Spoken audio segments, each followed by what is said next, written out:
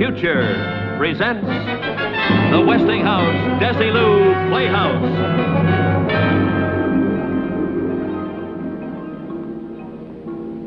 Good evening, ladies and gentlemen, and welcome to another Westinghouse Desilu Playhouse. Tonight, we're going to see a story written by Rod Serling and starring William Bendix. Our story begins in a doctor's office. A patient is sitting there. He walked into this office 9 minutes ago. Once upon a time, there was a psychiatrist named Arnold Gillespie and a patient whose name was Peter Jensen. Mr. Jensen walked into the office 9 minutes ago. It is 11 o'clock, Saturday morning, October 4th, 1958. It is perhaps chronologically trite to be so specific about an hour and the date, but involved in this story is a time element. Well, Mr. Jensen, I think we have some of the facts. Your age, unmarried, no physical ailments of any serious nature, and no previous visits to a psychiatrist. No previous arrests either. And the only time I ever saw a psychiatrist before was in a cartoon. Well, at best, you'll find this helpful, and at worst, harmless. Cigarette? No, thanks. Now,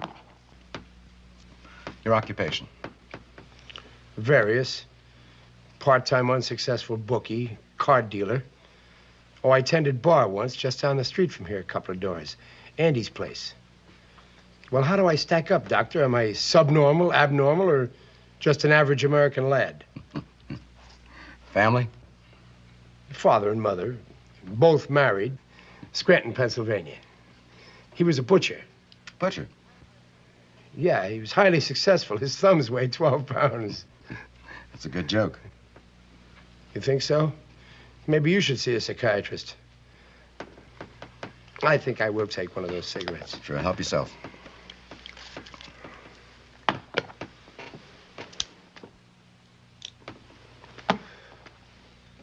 Well, you want me to pull up a couch now? Well, not necessarily, if you're comfortable here. Let's start right here. You can start by telling me why you came. All right. Nothing shakes you up, does it? How do you mean? I mean, everything is calm and cool, and you're the boss. When I walked in here, I could see you making inventory. Check the cut of the clothes, check the language. And up there inside your head, that's where you mark down all the results. And then later on, you put the whole thing in pigeonholes. This fits here, this fits there. You got me pegged, haven't you? No. You figure this is some sort of minor league horse player, maybe a little hungover, maybe a little bugged. But either way, maybe about 40 degrees tilt.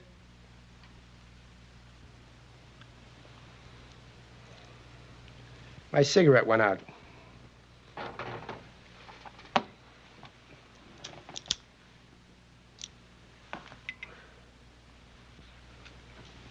All right, pigeonhole this one.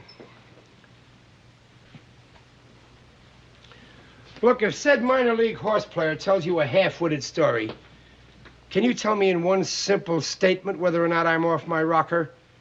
Without dragging in Sigmund Freud and a lot of medical school English, can you tell me what's wrong with me? I can try. I keep having a dream. Aren't you going to mark it down? You keep talking. I'll just make some notes on things that I think are pertinent. I don't know whether or not any of this will sound pertinent. I do know it'll probably sound nuts. I know it sounds nuts to me. Anyway, there it is. Okay, tell me about it. Well, I keep having this dream. I've had it, I don't know, 5 or 6 times now. What sort of dream? A real one. Did you ever have any wacky dreams that seemed real? Oh, sure. I guess we all have. But have they happened over and over again? Recurred? Same dream? The same dream, identical. It doesn't change. What's it about? It always begins the same way. I'm asleep.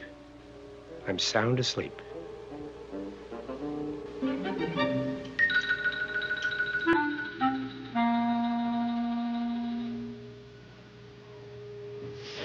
Oh, oh, oh.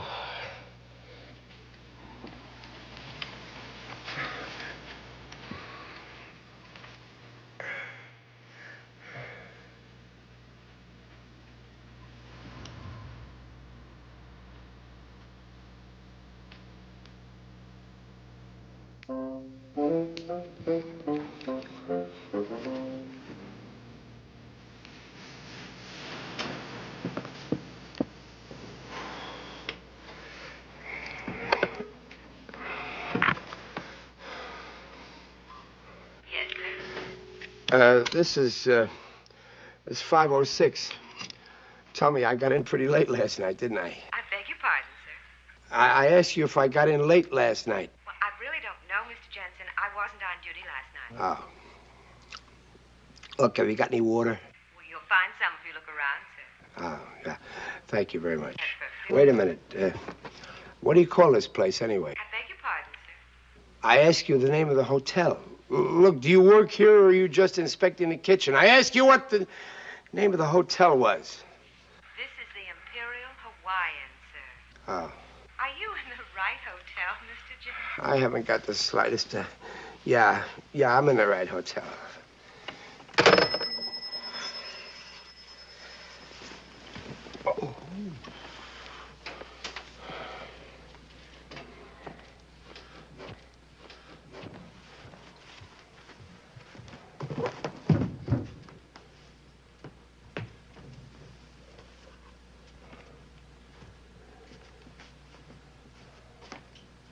Oh. Oh.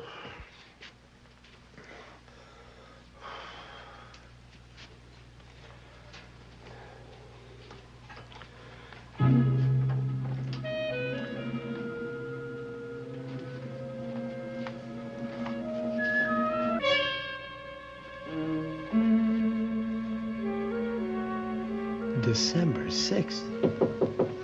Yeah. The maid, sir.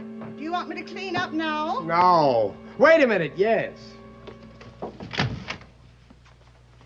Good morning, sir. Did you sleep well? Mother, that's a moot question. All right, you want to explain the gag now? Excuse me, sir? I asked you if you wanted to explain the gag. You tell the guy who put you up to this he's on the threshold of a deep wound. You tell him I'm going to take out his teeth one by one. This is October, isn't it? October, sir? What's October? 30 days has October. April, June, and November. Remember? This month, it's October, isn't it? October? I don't believe so, sir. What do you mean you don't believe so? Is it October or isn't it? It's December, sir. December 6th. It's what? It's December 6th. Yeah, that's what I thought you said. December 6th. Are you all right, sir? Yeah, I'm all right.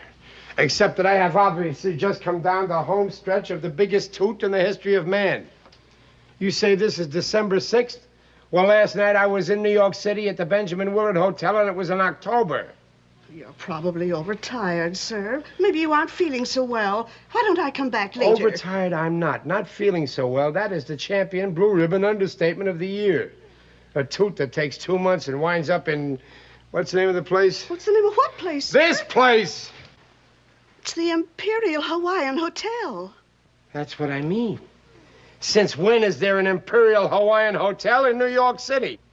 It isn't in New York City, sir. It's in Honolulu. Oh, that figures. It's in Honolulu. Which leads me to the next question. What am I doing in Honolulu?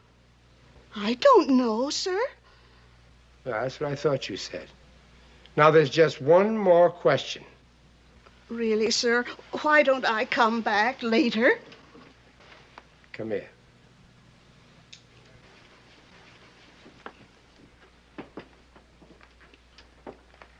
What, sir? Does this hotel have a bar?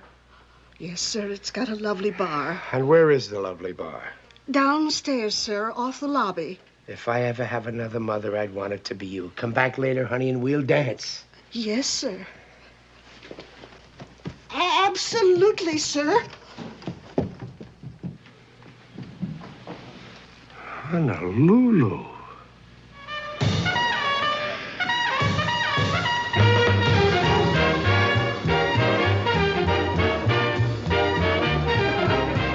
Would you like a table, sir? No, I want to sit at the bar. But there are no seats left at the bar, sir. Look, if the President of the United States came in here and wanted to sit at the bar, you'd have a seat for him, wouldn't you? Well, of course. Well, I guarantee you he won't be here, so I'll just take his seat.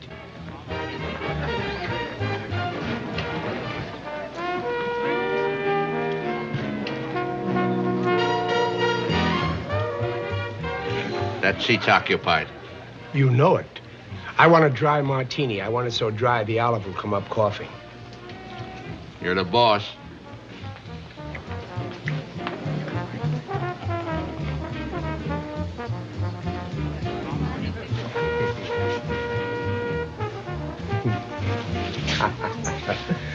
Look, I tell you what you better do. You better just keep them coming. I'm on the last lap of the biggest binge in the world. Rough night, huh? 30 rough nights. Would you believe it? I fell asleep in New York a month ago, and I woke up here this morning. Dear boy, I know the feeling. Once I fell asleep at the Dublin airport, and I woke up on a British troop train going into Palestine. And that's my record. 43 days in the arms of Morpheus. Well, bless you. My wife. My drink. Oh, I'm sorry. Oh, that's all right. Think nothing of it. Have you been married long? 1 day, 6 hours, and 12 minutes. Well, I never would have guessed it. Oh.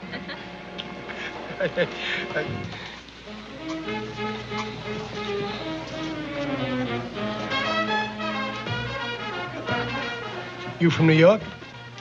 Born, bred, and raised. Good man. Sure is. Was. How's that? Was a good man.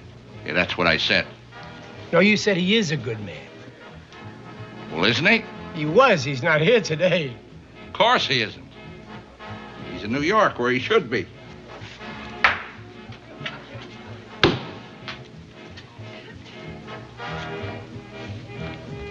You know, you got a nutsy sense of humor. What are you, the argumentative type? You looking for an argument, buddy? Is that it? No, I'm not looking for an argument. I just want to tell you that if you're kidding me, I'll come behind that bar, and in about 3 minutes, I'll be able to scrape you up in a spoon and put you in a cup.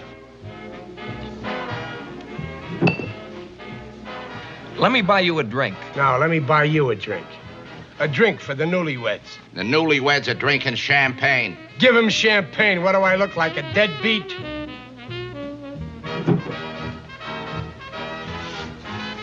To the bride and groom. Long may she wave.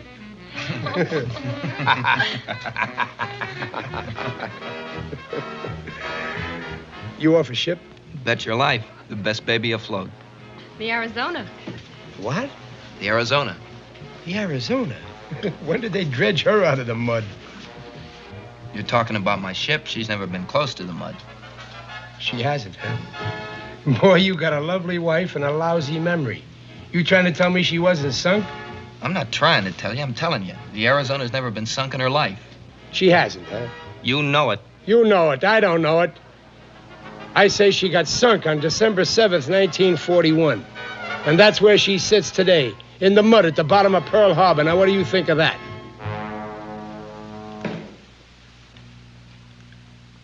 What did you say? I said...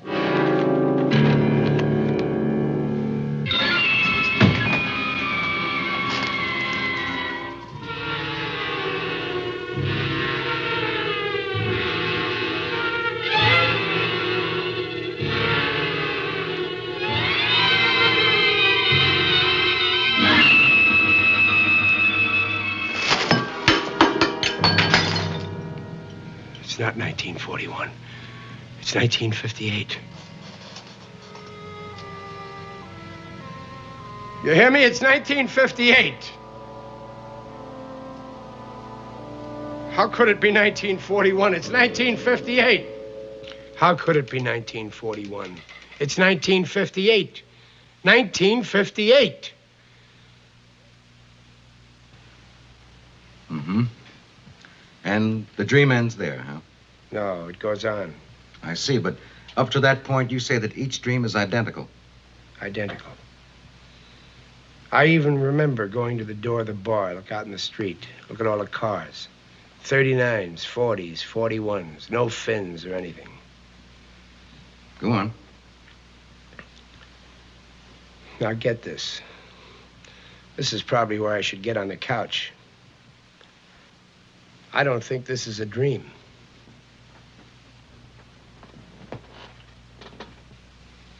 You can make all the chicken tracks you want to. This is the goods here. I believe you. You do? Well, call up the sanitarium, tell them we'll take a double room. I mean, I understand why you think it's real. See, some dreams are extremely realistic. As often as not, they're impossible to distinguish from reality while you're asleep. Have a cigarette.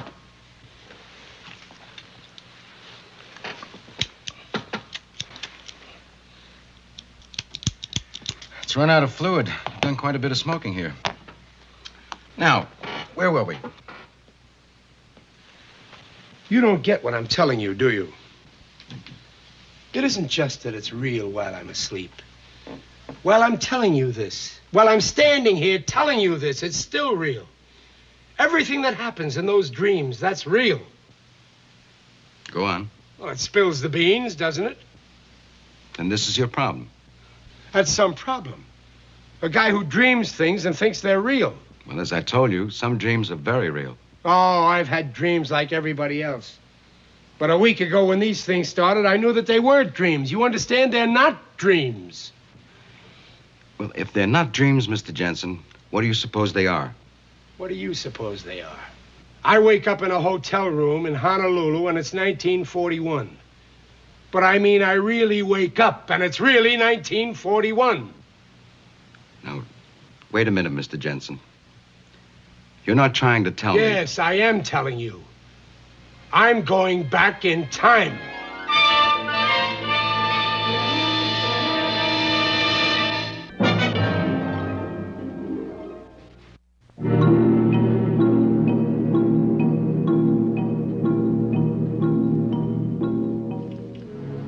Yeah. Well, are you a bookie or aren't you? Okay, then, this is the bet. I picked Joe Louis over Buddy Bear. What odds did he give me if I picked the round? What are you talking about? They're not scheduled. They will be. They're going to fight on January 9th. Yes, that's right, Buddy Bear. I picked Louis in one round. What's the quote?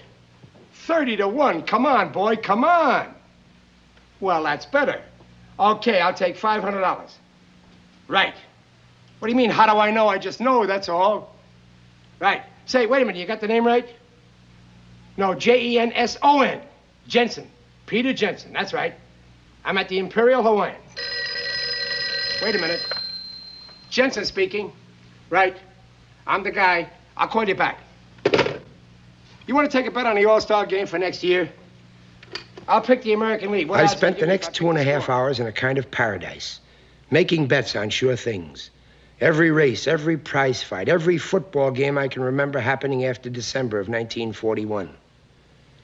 I got it figured out that if this crazy stuff goes on at least 6 more months, I'm a shoo-in to collect about $464,000 from a half a dozen soon-to-be impoverished bookies. I'm not scared, you understand. I don't have one idea what I'm doing back here, but as long as I'm back, I figure I'll put it all to good use. Come in. Hi. How are you? I'm fine. How about a drink? My wife asked me to stop by and see how you felt. That was nice of her. I feel great. How about a drink, huh? No, thanks. We're going swimming. She was a little concerned. My wife, I mean. About what? About me? Well, it's just that down at the bar when you saw that paper, you began Oh, that. Well, that was... Well, as a matter of fact, I was going to give you a ring and tell you that I was sorry about that Arizona stuff. You know, the mud and everything. It was nothing personal, you understand. Sure. Good. Let's see, I had the All-Star game, 500. Are you sick? No, I'm all right. Well, what made you say it was 1958? Oh, I guess I was just a little whirly up here. Sure. Well, look, we'll be back about 4 or 5. Maybe you'd like to have a drink with us then if you feel okay, huh? You got a deal. Well, we'll see you later then. Fine. Wait a minute. Yeah? What do you do on the Arizona? Oh, I'm in the engineering section. You work down below, huh? Most of the time. Good job? I like it. Well, I'll see you later then. Yeah, we'll give you a call when we get in. All right.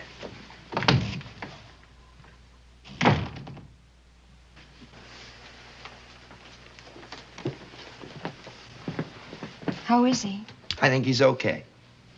He seems so lost. Now, he'll be okay. Said to give him a call when we get in. Wonderful.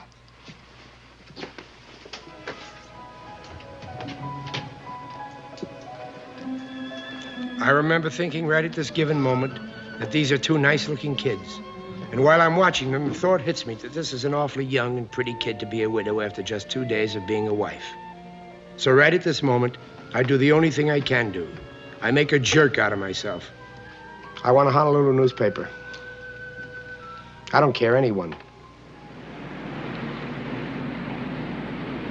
Mr. Jensen, this is Mr. Gibbons, the editor. Well, Mr. Gibbons, the editor, what's with it?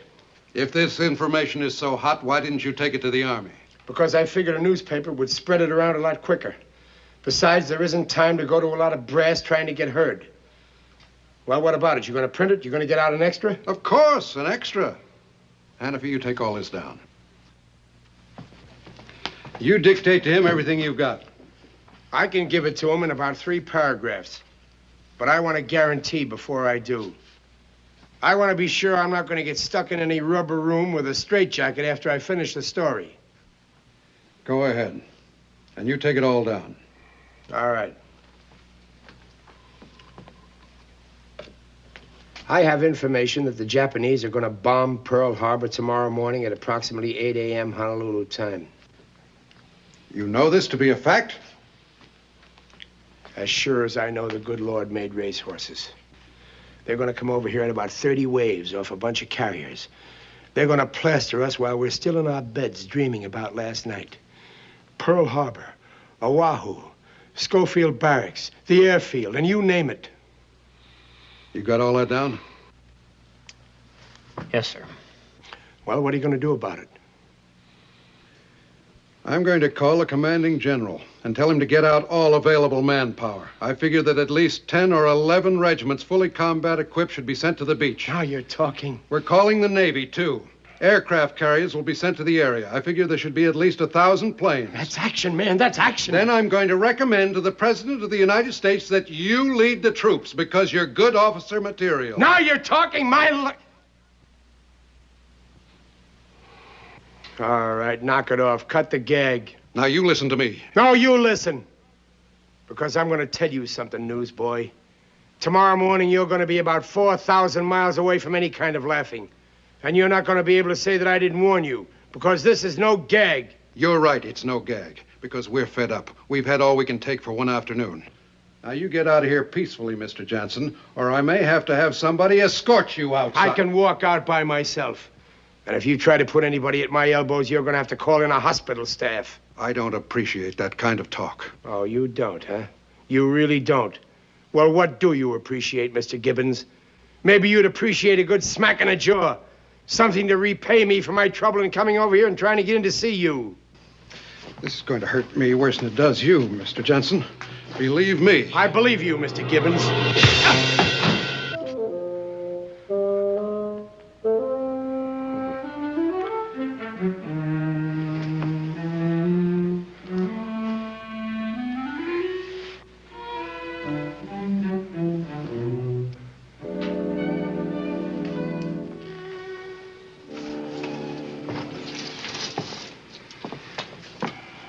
Is he out of his mind? Appears to be sane enough. Well, I'm sorry to call you down here, Doctor, but this character went berserk. It took the whole office to keep him here. I think he ought to be fitted for a jacket. You walk on your lower lip one more time, big shot, and I'll get you out of the newspaper business on a disability pension.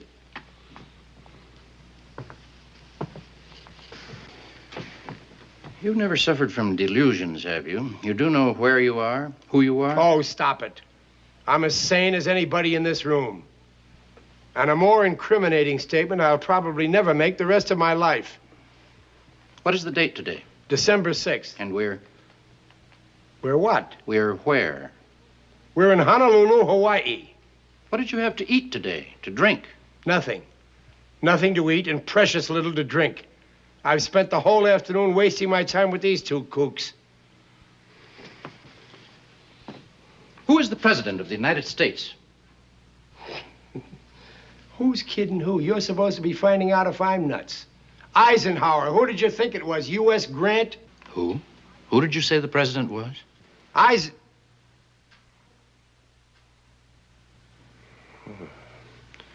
Of course, it's 1941. FDR. Franklin Delano Roosevelt is the president. Who was the other person you mentioned? Eisen something? I was thinking about something else. Franklin D. Roosevelt is the president. Who else did you mention? Eisenhower, Dwight Eisenhower. He's a light colonel on the general staff in Washington. How did you know about Ike Eisenhower? Who is the vice president, Mr. Jensen?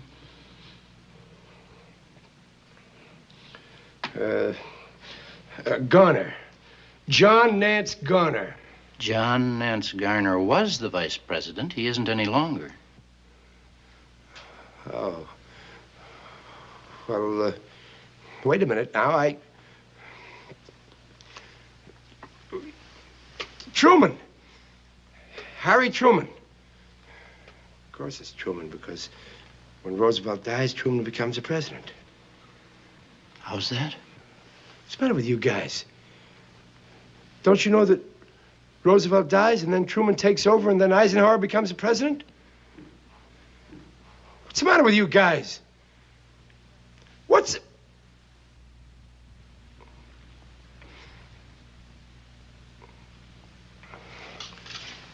right, fellas. I take it all back. You named the vice president, and that's who it is. Forget I ever mentioned it. Hold it. Sit down, Mr. Jensen. Let's you and I talk this over. Any of you guys know what a Sputnik is? I thought so. Rock and roll? Jetstream? Rocky Marciano?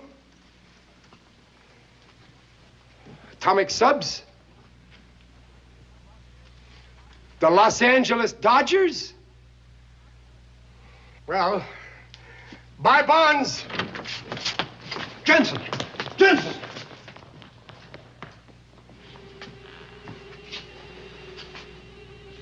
Something on your mind, Hannafy? No, nothing, Doc. Except... Except what? There's nothing insane about that man. I didn't say there was.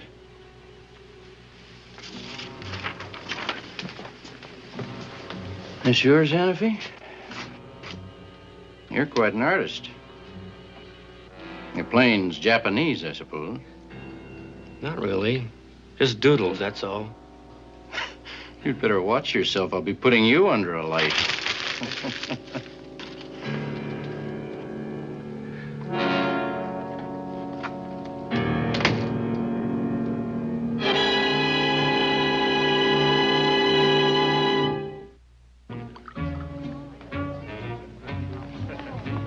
The best laid plans of mice and men and Pete Jensen.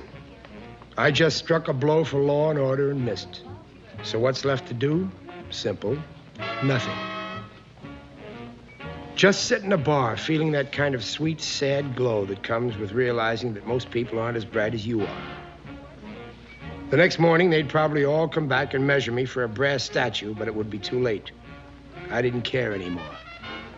But it was kind of a crazy feeling, though, to watch these kids relax over their dates and their drinks, when tomorrow morning there'd be a couple of odd thousand of them taking a miserable route through hell to get to heaven.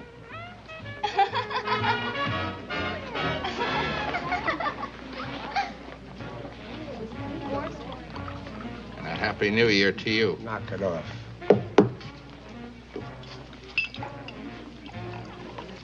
I know how it is, pal. Believe me, I know how it is. Once I tied one on in New Orleans around Mardi Gras time. And I woke up outside the bleacher section of Ebbets Field on St. Patrick's Day. Still in costume. Believe me, I know the problems of which you are exposed. Hi. How about having that drink with us? Oh, yeah. It's a pleasure. No, some other time. Hello. Hi. I'm a little ahead of you. How was the swim? Wonderful. Good. How many hours is it now? 31 hours and 15 minutes. And everybody said it wouldn't last.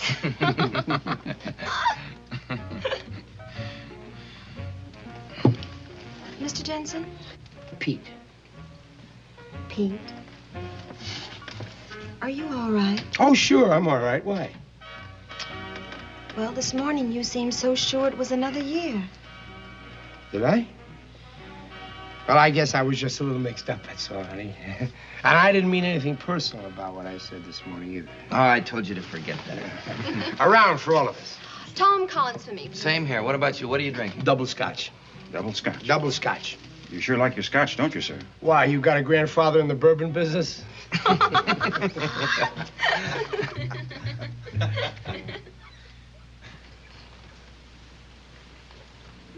What's the matter?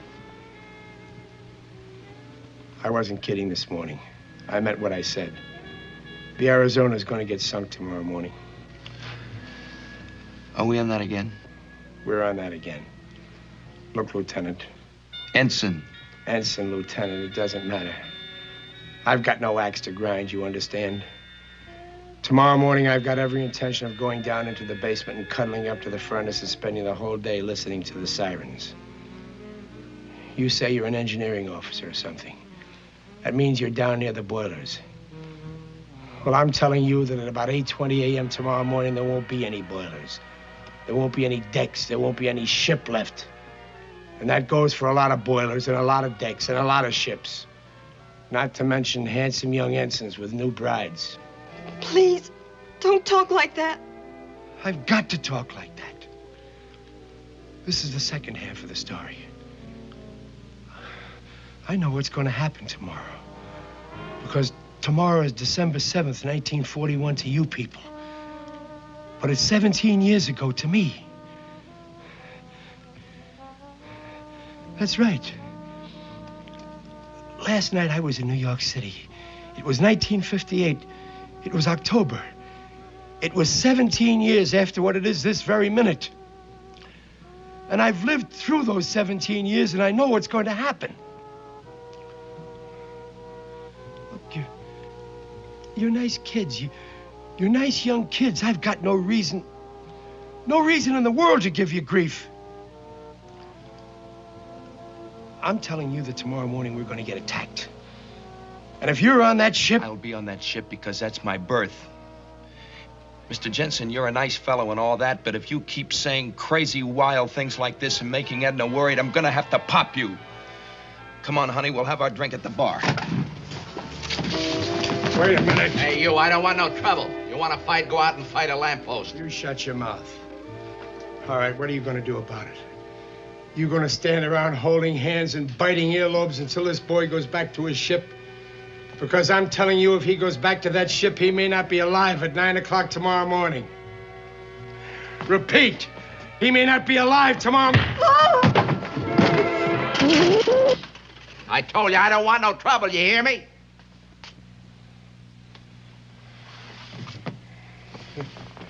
You don't want any trouble, huh? You don't want any trouble. All right, I don't want to give you any trouble. I want to give you music.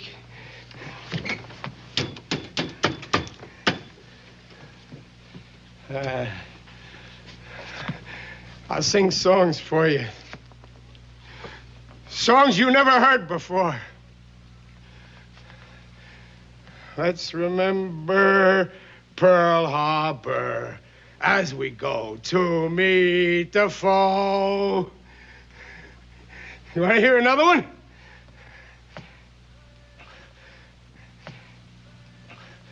Praise the Lord and pass the ammunition. Praise the Lord and pass the ammunition. praise the Lord, and pass the ammunition, and we'll all stay free. You hear that? That's the song you're all going to be singing. You're all going to sing that in about a week. Because the Japs are going to...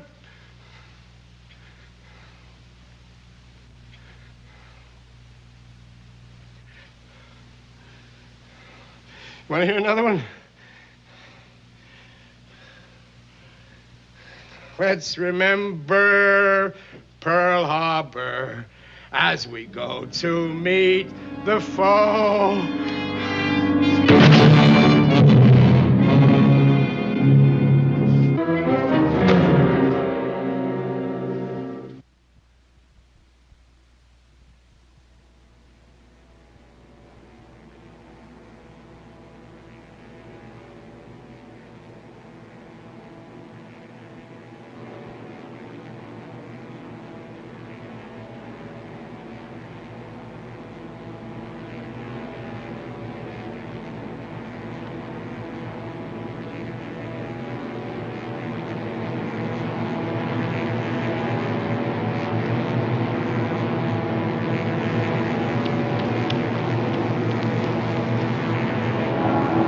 I told you. I told you. I told you. Why wouldn't anybody listen to me? I told you. I told you. I told you. I told you. I told you. I told you. Why wouldn't anybody listen to me?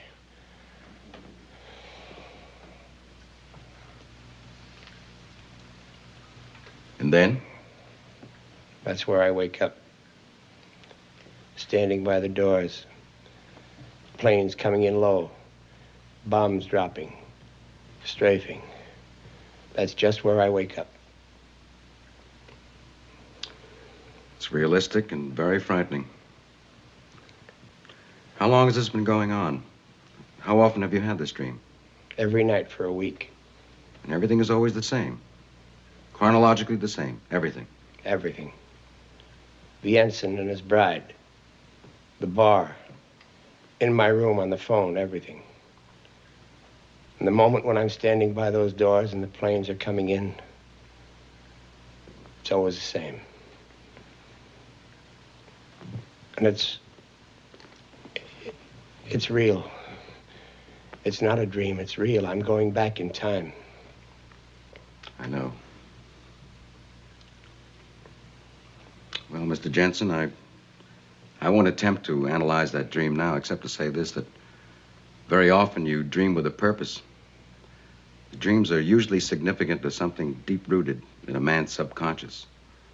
But very often the subjects that you dream about are not really the things that bother you. They're only symbols of the things that bother you. Look, Doc, don't try to out-logic me. I'm not trying to pass this off as logic. I just know what I know. I'm going back in time. I can't give you an explanation. I thought maybe you could give me one. And I'll tell you something else. When I'm standing by those doors and the planes are coming in, that's where I wake up.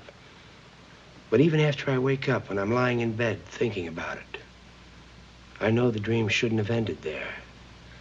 It should have gone on beyond that. One of these nights it will go on beyond that. And you have no idea what might transpire in that moment beyond that? No.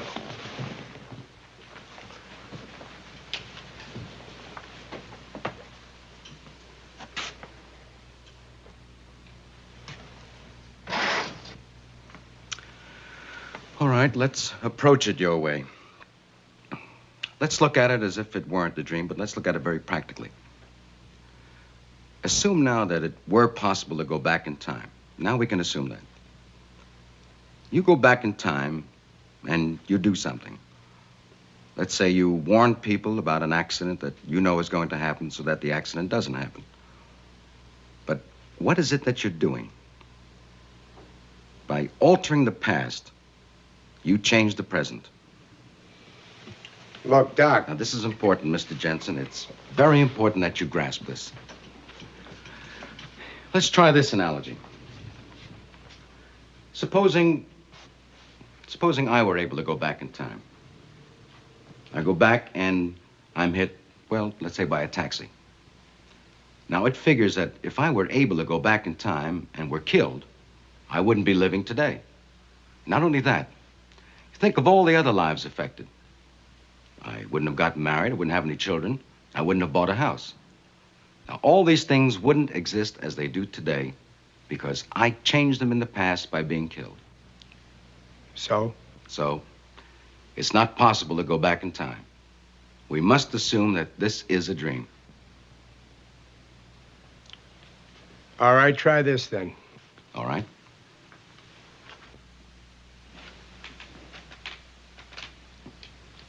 I've never been in Honolulu in my whole life before, except during that dream. So, after the first couple of times I dreamed this, Take your time. Well, I decided I'd put it to a test. I knew the ensign's last name. It was an odd one, Janoski. He told me that he and his girl had come from a little town called White Oak, Wisconsin. I placed a call there. There was only one Janoski in the book. A woman answered the phone. She told me she was his mother. I told her that I was an old friend of his from Honolulu, and I asked, was he there? And then?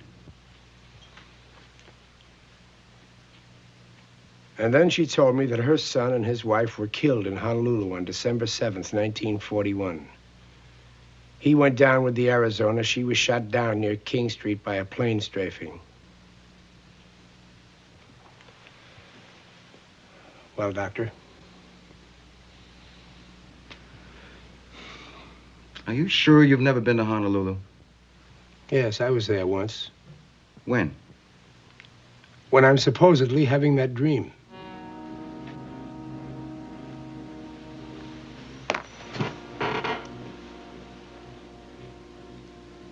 All right, Doc, tell me.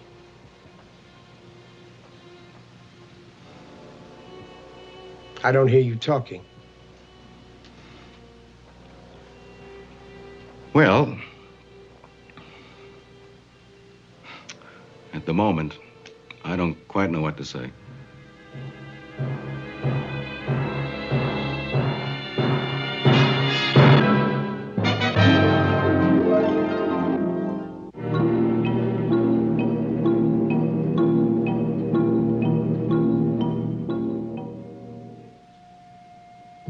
Dr. Gillespie's patient lay on the couch almost in a stupor.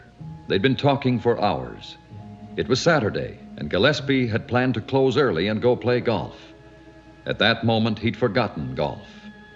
He was concerned only with the fascinating and unbelievable story that this man in front of him had told him. And then, as he looked at him lying there on the couch, Dr. Gillespie knew Jensen was falling asleep. He could tell by the look on the face that he was far from resting, though his eyes were closed and he was no longer aware of him.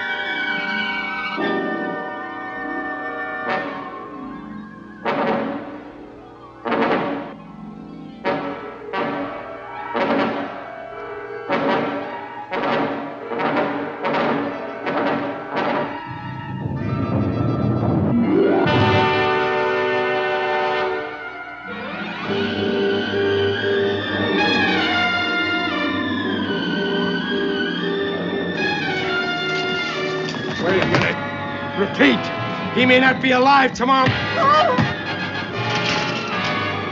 I told you I don't want no trouble, you hear me?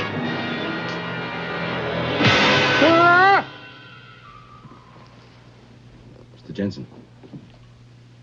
Mr. Jensen.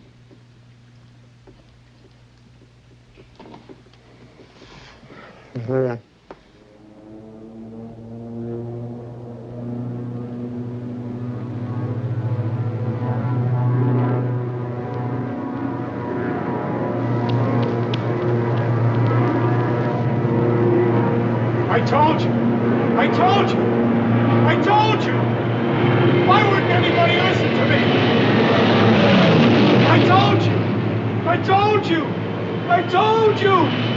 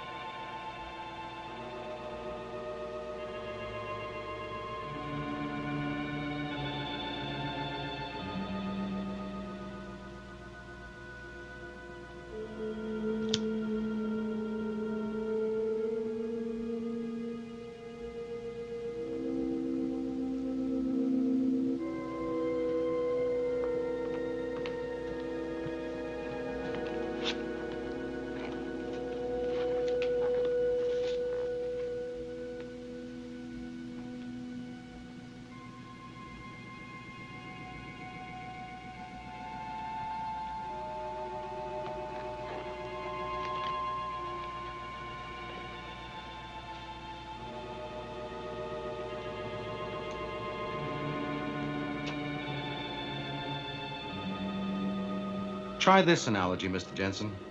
Supposing I were to go back in time and I were to be hit, say, by a taxi. Now, it figures if I went back in time and were killed, I shouldn't be living today.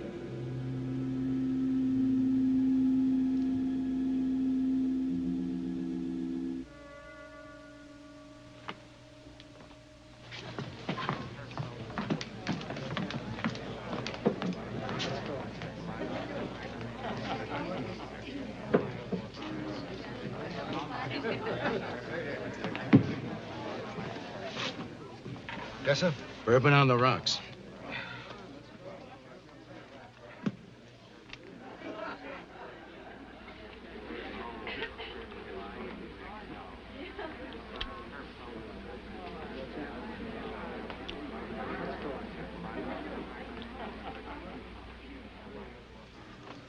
Bourbon on the rocks. Well, happy dreams. Whatever you like. Drink hearty.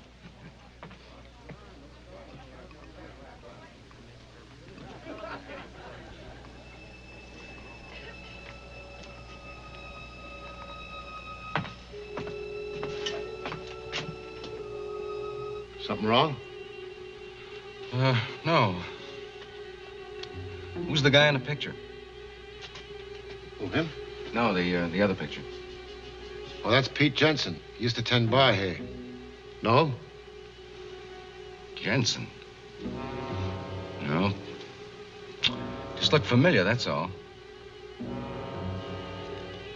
Where's he now? He's dead. He was killed at Pearl Harbor.